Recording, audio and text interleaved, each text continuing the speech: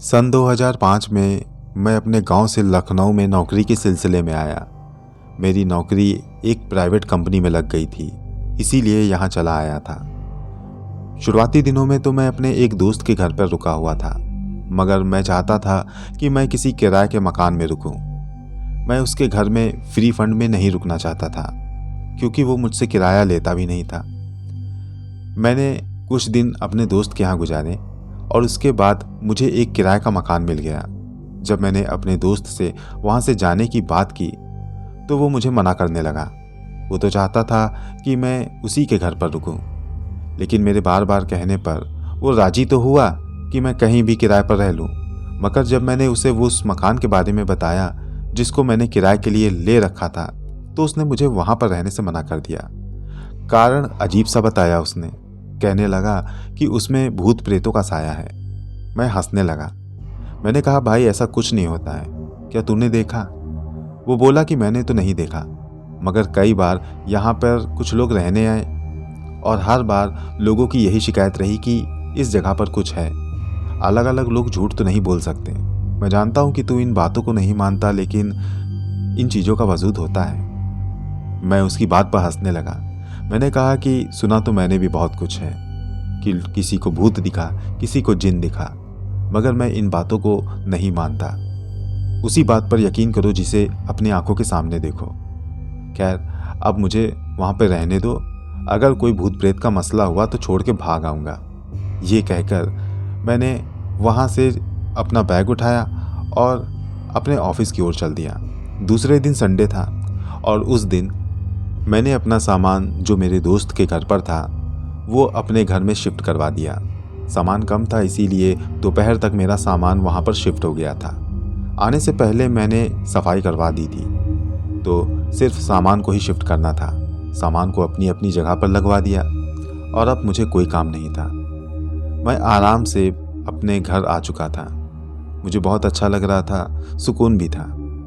उस रात मैंने अपने दोस्त को अपने साथ रुकने को कहा, मगर वो ये कह के चला गया कि यहाँ से उसका ऑफिस बहुत दूर पड़ेगा। अगर वो सुबह यहाँ से निकलेगा तो उसे देर हो जाएगी, क्योंकि मेरे घर से उसका ऑफिस बहुत दूर था। वो मुझे वहीं पे अलविदा कह के चला गया। नए घर में मुझे अच्छा लग रहा था। घर पुराना था लेकिन बहुत खूबसूरत था। भूत प्रेत जैसी तो कोई बात लगी ही नहीं मुझे। मैंने पहले दिन होटल से खाना मंगवाया और खाकर सो गया और बहुत सुकून की नींद सोया। दूसरे दिन जाकर अपने दोस्त से भी मिला। उसे बताया कि मुझे भूत प्रेत जैसा कुछ भी नहीं दिखा। मेरे दोस्त ने हाँ में सिर हिलाया और फिर बातें करने लगा। इसी तरह से मुझे 3 से 4 दिन बीत गए। 3 से 4 दिनों के बाद भी मुझे ऐसा वैसा कुछ महसूस नहीं हुआ। मैंने पूरे घर का जायजा अच्छे से ले लिया था और जो थोड़ा बहुत रह गया था संडे को सफाई कर दी। अब सब कुछ अच्छा लगने लगा था। मेरे दोस्त अक्सर मुझसे पूछता था कि कहीं मुझे उस घर में कोई दिक्कत तो नहीं पेश आई। मैं उसे कह देता था कि मुझे कुछ भी नहीं दिखाई दिया, क्योंकि वाकई में मैंने ऐसी चीज़ों का सामना नहीं किया था। धीरे धीरे मुझे 15 दिन बीत गए। याद है मुझे ढंग से कि लगभग 15 से 16 दिन के बाद मैंने रात का खाना खुद ही बनाया था। शुरुआत में मैं होटल से खाता था, लेकिन बाद में मैं घर पर ही बना के खाने लगा था। इसीलिए उस रात भी मैंने अपने लिए खाना बनाया। अकेला था तो 4 से 6 रोटियां बना लेता था। मेरी खुराक यही थी। और अच्छे से याद है, जिस दिन की मैं बात कर रहा हूँ उस दिन मैंने 6 रोटियां सेकी थी और थोड़ी सी सब्जियां बनाई। और जब मैं खाने बैठा, रोटी सब्जी लेकर आया था।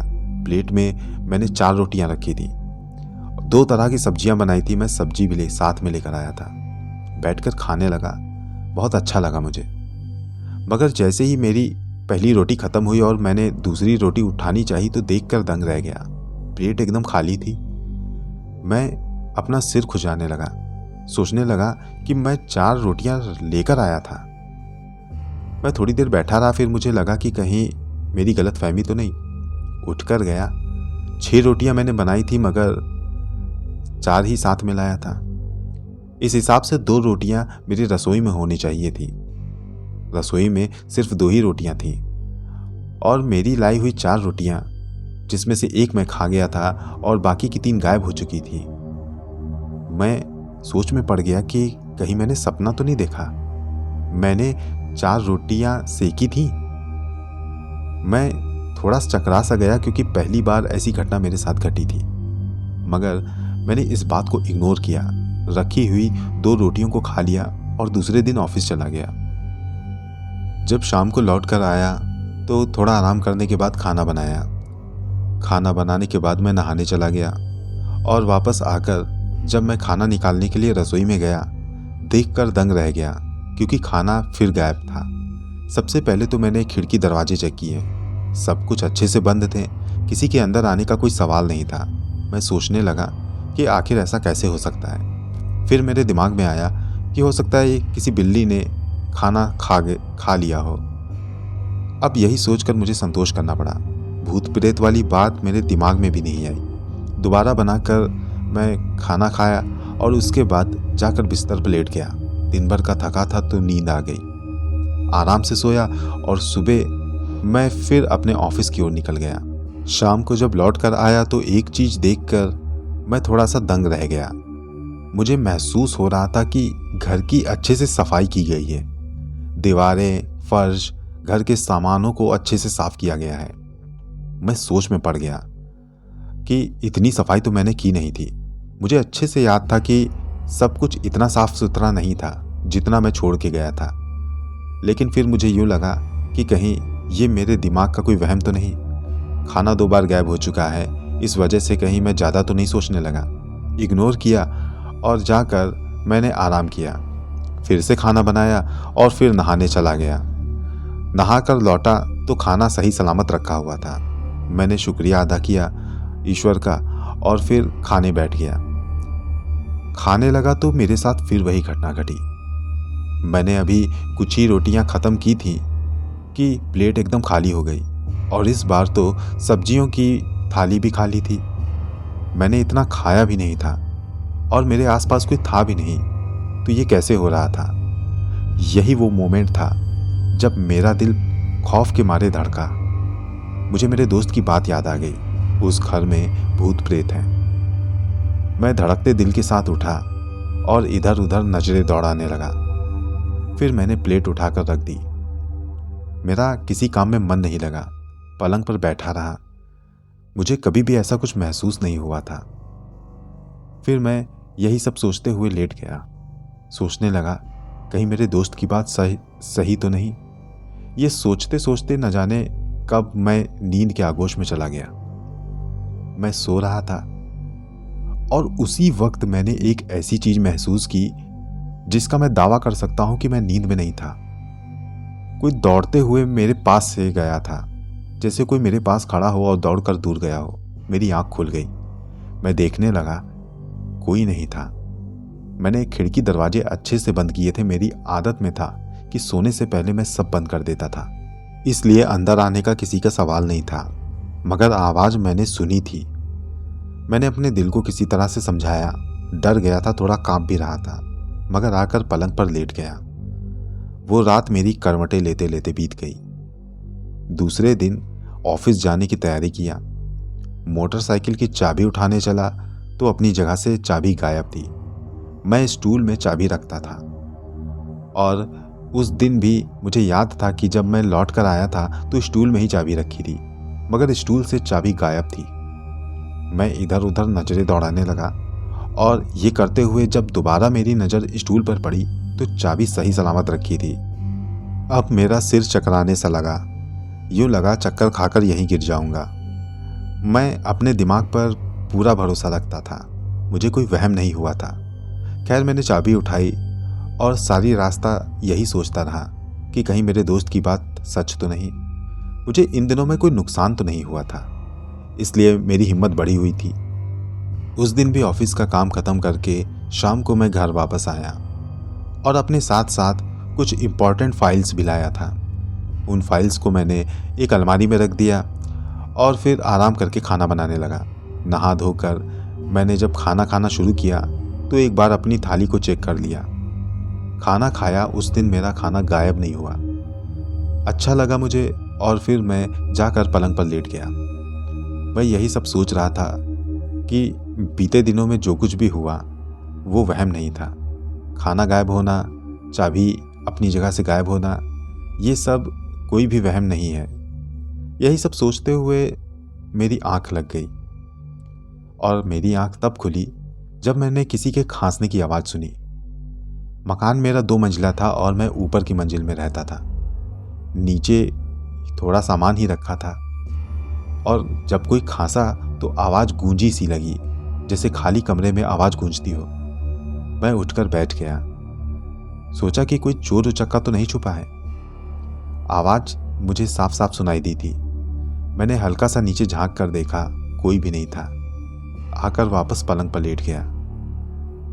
पलंग पर लेटे लेटे मैं सोचने लगा कि दिखता तो कोई नहीं और किसी के होने का एहसास होता है, क्या भूत प्रेत का ही तो चक्कर नहीं। ये सोचा ही था कि तभी मुझे ऐसा लगा कि किसी ने फुसफुसाती हुई आवाज़ में कुछ आपस में कहा हो, जैसे कोई चोरी छुपे नीचे बात कर रहा हो। मैंने वो विस्परिंग सुनी। मैं फिर से उठकर नीचे झांकने लगा, किसी को पाया नहीं और आकर मैं लेट गया। नींद तो मेरी आंखों से गायब हो चुकी थी, क्योंकि पहला अटेम्प्ट था जब मैं ये सब कुछ झेल रहा था। रात कटी, सवेरा हुआ। रोज की तरह मैं ऑफिस निकल गया। उस दिन मैंने सोचा कि ऑफिस में इस बारे में किसी से बात की जाए, मगर मैंने किसी से इस बारे में कोई बात नहीं की। वापस लौटकर अपने घर आया, रोज की तरह खाना बनाया, खाया और फिर लेट गया। लेटा हुआ था कि तभी मुझे ध्यान आया कि अगले दिन मुझे अपनी ऑफिस में वही फाइलें ले जानी है। उन फाइलों में अभी थोड़ा काम अधूरा था, इसलिए मैंने सोचा कि थोड़ी देर जग कर उन फाइलों को पूरा कर दूं। जैसे ही मैंने अलमारी खोली तो देखा उसमें से फाइलें गायब थी। मैंने पूरा घर छान मारा, फाइलें मुझे नहीं मिली। मैं सर पकड़कर बैठ गया, क्योंकि वो बहुत इम्पोर्टेंट फाइल थी और उसमें बहुत से काम करने थे। उन फाइलों को कंप्लीट करना था। मेरे पास 2 दिन का वक्त था, मगर मेरे पास फाइलें नहीं थी। मैंने सारी रात जाग जाग कर ये सोचने की कोशिश की कि कहीं मैंने फाइल कहीं और तो नहीं रख दी, मगर फाइलें अपनी जगह से गायब थी। मेरा विश्वास बढ़ता जा रहा था कि कोई ना कोई उस घर में ज़रूर है जो मेरे साथ शरारत कर रहा है। हो सकता है कि ये कोई भूत प्रेत ही हो। मैं परेशान सा हो गया था। उस दिन मुझे नींद नहीं आई। दूसरे दिन भी मैं ऑफिस तो गया, सोचा इस बारे में अपने बॉस को बताऊं। नौकरी जाने के डर से मैं कुछ कह नहीं सका। वापस आया, चिंता में था, इसलिए उस दिन मैंने खाना भी नहीं बनाया और फिर भूखे पेट ही मुझे न जाने कैसे नींद आ गई। मैं चिंता में ही रहकर सो गया कि अगले दिन मैं बॉस को क्या जवाब दूंगा। मैं सोया हुआ था कि तभी ऐसी आवाज़ आई जैसे किसी ने भारी सामान पटका हो। तुरंत उठकर मैं बैठ गया। सामने का दरवाज़ा खुला हुआ था और उसी सामने ठीक दरवाजे के बीचों बीच वो फाइलें रखी हुई थी। मैं तुरंत उनके पास गया, उन फाइलों को देखा, इधर उधर नजरें दौड़ाई, कोई नहीं था। चुपचाप आकर फाइलों को रख दिया और सोचने लगा, कहीं भूत प्रेत वाली बात सच तो नहीं। मैंने फिर फाइलों को खोला, बचा खुचा काम पूरा किया। भगवान का शुक्रिया अदा किया कि मेरी खोई हुई फाइलें मुझे मिल गई थी, मगर सोच में था कि फाइलें उठाकर ले गया था। दूसरे दिन भी मैं ऑफिस का सारा काम खत्म कर चुका था, फाइलें भी जमा कर चुका था। वहाँ से लौट कर आया तो मैंने सोचा आज होटल से खाना ले चलता हूँ। मैंने होटल से बिरयानी पैक करवाई और अपने घर ले आया। नहा धोकर मैंने बिरयानी बड़े मज़े से खाई और खा पी कर मैं थोड़ा चहलकदमी करने लगा और फिर आकर पलंग पर लेट गया। थोड़ी ही देर में मुझे नींद आ गई और मैं सो गया। लेकिन न जाने क्यों मेरी नींद अब टूट टूट कर आ रही थी। मेरी आँख खुल गई। मुझे यूँ लगता कि कोई मुझे देख रहा है। इधर उधर नजरें घुमाता और फिर लेट जाता। मैंने अपनी आँख बंद कर रखी हुई थी, क्योंकि नींद टूटने के बाद मुझे जल्दी नींद नहीं आती थी। और याद है कि आँख बंद कर रखने के बाद मुझे धीमी सी आवाज़ सुनाई दी, किसी ने कुछ ऐसा बोला था, ऊपर मत जाओ। जब मैंने ये आवाज़ सुनी तो मैं उठकर बैठ गया। मैं ना सो रहा था ना नींद में था, और मैं सिर्फ आंखें बंद किए हुए था। मैं ये आवाज़ साफ साफ सुन रहा था। उस पल में मुझे इस बात पर यकीन हो गया, कोई ना कोई तो है इस घर में। भले ही वो इंसान ना हो, कोई भूत प्रेत ही हो सकता है।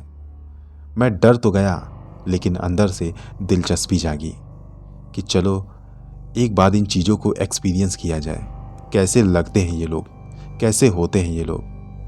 मैं डर डर के उस मकान में रुका हुआ था, मगर इतना भी नहीं डरा था कि जल्दी से मकान छोड़कर भाग जाऊं। एक रात मैं सोया हुआ था। जैसा कि मैं आपको बता चुका हूं कि मेरी नींद रात में टूट जाया करती थी, इसीलिए उस रात भी मेरी नींद टूटी। मैं थोड़ी देर यूं ही लेटा रहा, तभी मेरे कानों में आवाज़ पड़ी, इन लोगों को वहाँ क्यों जाने देती हो? मैंने कई बार मना किया है, ऐसा मत किया करो। तुम लोग अगर वहाँ गए तो तुम लोगों की टांगें तोड़ दूंगा। ऐसा लग रहा था कि कोई अपने बच्चों को डांट रहा हो। मैं दबे पांव उठा और नीचे जाने लगा। मैं झांक कर देखना चाहता था कि आखिर कौन है। जब तक मैं अपने कमरे से निकलकर नीचे की ओर झांकने नहीं लगा, तब तक वो आवाज़ मुझे आती रही। जैसे ही मैंने नीचे झांका तो आवाज़ आनी भी कम हो गई। मैं वापस आकर अपने कमरे में लेट गया और फिर सोने का नाटक करने लगा। लगभग आधे घंटे तक आंख बंद किए मैं लेटा रहा। फिर मुझे एहसास हुआ कि कोई दबे पांव जीने चढ़ते हुए ऊपर आ रहा है। मैं आंख बंद किए हुए लेटा रहा और हल्की सी आंख खोलकर खिड़की की ओर देखता रहा। किसी के आने की कोई भी निशानी मुझे वहां दिखाई नहीं दी। रात वो भी बीत गई।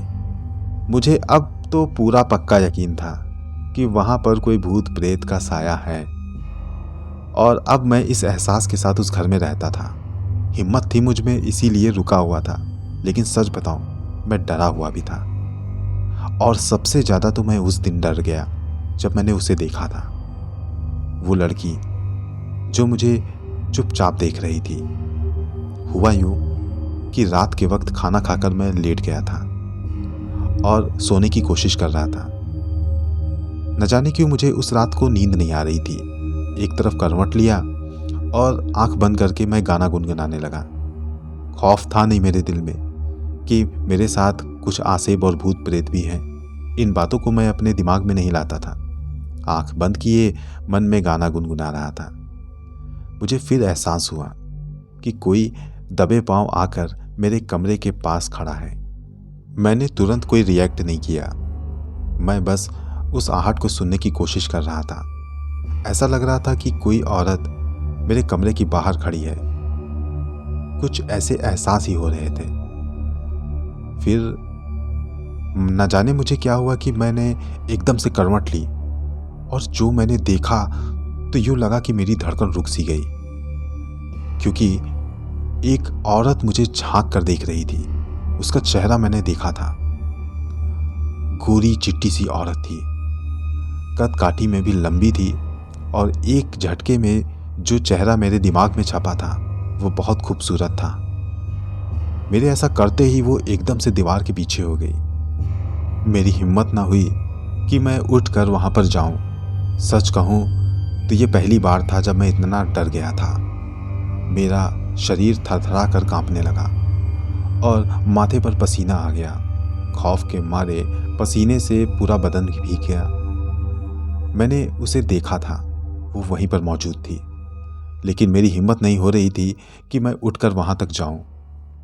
मैं बीमार पड़ गया और दूसरे दिन मैं टाइम पर उठ भी नहीं पाया। जब मेरी आंख खुली तो सुबह के 9 बज चुके थे। मेरा शरीर बुखार से तप रहा था, उठने की हिम्मत नहीं कर रही थी। मैंने किसी तरह से अपने आप को संभाला और उठकर बैठ गया। मैं बाहर निकलने लगा। बाहर निकलने के लिए मैं नीचे आया और जैसे ही दरवाज़ा खोलने लगा, चक्कर सा आया और एकदम से मैं इस फर्श पर जा गिरा। फिर होश नहीं रहा कि मैं कब तक यूं ही फर्श पर पड़ा रहा। जब मैंने अपने माथे पर किसी का हाथ महसूस किया तो उठकर बैठ गया। देखा तो वो एक बुजुर्ग आदमी थे। मुझसे कहने लगे, अब कैसी तबीयत है आपकी? मैं तो पहले उन्हें देखता ही रह गया। अजीब सी रौनक थी उनके चेहरे पर। इतने खूबसूरत बुजुर्ग को मैंने पहले कभी नहीं देखा था। उन्होंने फिर कहा, परखुरदार कैसे हैं आप? मैंने कहा, मैं ठीक हूँ। और आप? वो बोल पड़े, मैं यहाँ से गुजर रहा था तो देखा कि आप यहाँ पे बेहोश पड़े हुए हैं, इसीलिए मैं यहाँ पर चला आया। देखा तो तुम्हारा बदन बुखार से तप रहा था, इसीलिए मैं यहाँ पर बैठ गया। तभी तुम्हें होश आ गया। मैं उनकी बातें सुनता रहा। फिर मैंने कहा, हाँ मेरी तबीयत नहीं सही है। वो बुजुर्ग मुझसे कहने लगे, बेफिक्र रहो, सब कुछ ठीक रहेगा और तुम बहुत नेक इंसान हो। मुझे लगता है कि तुम किसी चीज़ से परेशान थे। परेशान होने की ज़रूरत नहीं है, सब कुछ ठीक होगा। अगर किसी चीज़ की ज़रूरत भी होगी तो मैं हूं ना। ये कहकर वो बुजुर्ग वहाँ से उठकर चले गए। मेरी तबीयत भी अब सही थी, इसलिए मैं नहा धोकर ऑफिस जाने की तैयारी करने लगा। रात का वो हादसा मेरे दिमाग से उतरा नहीं। ऑफिस गया और वापस घर भी आ गया। शाम को रोज की तरह खाना बनाया, खा पी कर मैं लेट गया और फिर उस दिन मुझे अच्छे से नींद आ गई। मगर न जाने क्यों फिर से मेरी नींद टूटी। उठकर बैठा और एक गिलास पानी पिया। दिल धड़कने लगा ये सोच के कि कल रात एक ऐसा हादसा हुआ था जिसमें मैंने किसी औरत को देखा था। मैं डर सा गया। मात्र ख्याल से ही मेरा दिल तेजी से धड़कने लगा। फिर मुझे उन बुजुर्ग की बात याद आई। न जाने उनमें ऐसी क्या बात थी कि वो जब मुझे सांत्वना दे रहे थे तो मुझे उन पर भरोसा हो रहा था। लग रहा था कि कुछ भी होगा, मेरे साथ कोई भी अनहोनी होगी तो वो आकर सब ठीक कर देंगे। मैं यही सब सोच रहा था कि तभी फिर से आवाज़ गूंजी। आवाज़ में कोई कुछ ये कह रहा था, इन लोगों को संभाल कर रखना। अगर तुम लोगों ने कोई शरारत की तो टांगे तोड़ूंगा तुम्हारी। मैं 2 दिन के बाद वापस आऊँगा। वापस आऊँ तो मुझे कोई शिकायत नहीं मिलनी चाहिए। ये आवाज़ आने के बाद मैंने कुछ बच्चों की भी आवाज़ सुनी जो ये कह रहे थे, जी हम आपकी बात का ख्याल रखेंगे। मैं ये सुनकर कांप सा गया। मैं फिर से उठा और नीचे जाने की सोचने लगा, लेकिन मेरे कदम रुक गए। मैं कमरे से बाहर नहीं निकल पाया। मैं पलंग पर बैठ गया और बैठे बैठे ये सोचने लगा कि आखिर ये सब है क्या। फिर अचानक से मुझे ध्यान आया कि जो हल्की सी आवाज़ मैंने सुनी वो सुबह मिले बुजुर्ग से मिलती जुलती हुई है। इसी के साथ मुझे ये भी ख्याल आया कि सुबह जब मैं दरवाज़ा खोल रहा था तो दरवाज़ा खोलने से पहले मैं बेहोश हुआ था, जबकि मेरी जब आँख खुली तब बुजुर्ग मेरे घर के अंदर थे। मुझे उन पर शक होने लगा। सोचने लगा कि कहीं ये सब उन्हीं का किया हुआ तो नहीं। इसी उधेड़-बुन में मेरी पूरी रात बीत गई। सुबह मैं ऑफिस जाने की तैयारी करने लगा। जाने से पहले मैं नाश्ता कर रहा था। मैंने कुछ पराठे बनाए थे और उन्हें चाय के साथ खा रहा था। और उस दिन भी मेरे साथ यही हुआ। एक पराठा जैसे ख़त्म किया, दूसरा पराठा अपने आप गायब हो गया। मैं ये सब देख ही रहा था कि तभी मुझे लगा कि कोई किचन में आवाज़ें कर रहा है, कुछ बच्चों की आवाज़। मैं दौड़कर किचन के करीब गया। वहाँ सामान इधर से उधर बिखरा हुआ था। हाँ, यूँ लग रहा था कि कोई छुप कर हंस रहा है और ये भी कोई बच्चा ही कर रहा है। मैं फिर से पलटा और कमरे की ओर गया। कमरे में भी कोई नहीं था। पलटकर जब मैं वापस बाहर की ओर आने लगा तो देखा कि कमरे के दीवार से निकलता हुआ एक बच्चे का सिर मुझे देखकर हंस रहा है। उसका पूरा धड़ गायब, सिर्फ दीवार से उसका सिर निकला हुआ था। ये देखकर मैं बर्दाश्त नहीं कर पाया। मैं चीख पड़ा और भागते हुए कमरे से बाहर आ गया। कमरे से बाहर आकर मैं रुका और कुछ देर वहीं पर खड़ा रहा। इधर उधर देखकर तसल्ली की कि कहीं मेरी चीखने की आवाज़ किसी ने सुनी तो नहीं। ऐसा लग नहीं रहा था कि मुझे चीखता हुआ किसी ने सुना हो। मैं कुछ देर बाहर खड़ा रहा, फिर हिम्मत करके मैं अंदर गया। मेरी बाइक की चाबी सामने रखी हुई थी। मैं तुरंत जाकर उस चाबी को उठाने लगा। उठाकर मैं भाग ही रहा था कि तभी मेरे कानों में आवाज़ पड़ी। कोई औरत किसी को डांट रही थी। ऐसा लग रहा था कि वो उन्हीं में से किसी को डांट रही हो जिनकी आवाज़ें मैंने रात में सुनी थी, जिनके चेहरे मैंने अभी देखे। मैं डर सा गया था, इसीलिए वहाँ रुका नहीं और तुरंत भाग आया। कसम खा ली थी कि अब मैं घर में अकेले नहीं जाऊँगा। मैं ऑफिस गया और आधे दिन की छुट्टी लेकर लौट आया। लौट कर मैंने कुछ गाड़ियाँ बुक की और उन गाड़ियों को लेकर सीधे मैं अपने घर आ गया। मैंने किराए का मकान और कहीं नहीं देखा था। मैं बस ये घर खाली करना चाहता था। मैंने उन आदमियों के साथ घर के अंदर कदम रखा और सारा सामान उठाकर उन गाड़ियों में एक बार में ही लदवा दिया। मैं बिन बताए ही अपने दोस्त के घर जा पहुंचा था। अचानक इस तरह मेरा दोस्त मुझे देखकर थोड़ा सा तो चौंका। फिर उसे एहसास हो गया कि जरूर मैंने भी उन भूत प्रेतों का सामना किया है। मैंने उससे कुछ छुपाया नहीं, मैंने उसे सब सच बता दिया। मेरा दोस्त दिल का अच्छा था। उसने मेरे सामान को वापस अपने घर में रखवाया और मैं फिर से अपने दोस्त के घर रहने लगा।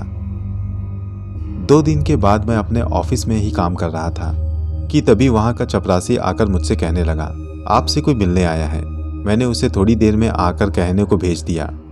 जब काम करके मैं फ्री हुआ तो मैं नीचे गया। मैंने देखा कि एक औरत जो नकाब पहने हुए थी वो मुझसे मिलने आई थी। चपरासी ने मुझे बताया कि वही मेरा इंतजार कर रही है। मैं उसके पास गया और उससे कहने लगा, जी कहिए। वो बोली, मैं आपसे माफ़ी मांगना चाहती हूँ। एकाएक उसने जब ये अल्फाज कहे तो मैं सोचने लगा, ये किस बात की माफ़ी मांग रही है। मैंने उससे कहा, लेकिन माफ़ी किस बात की।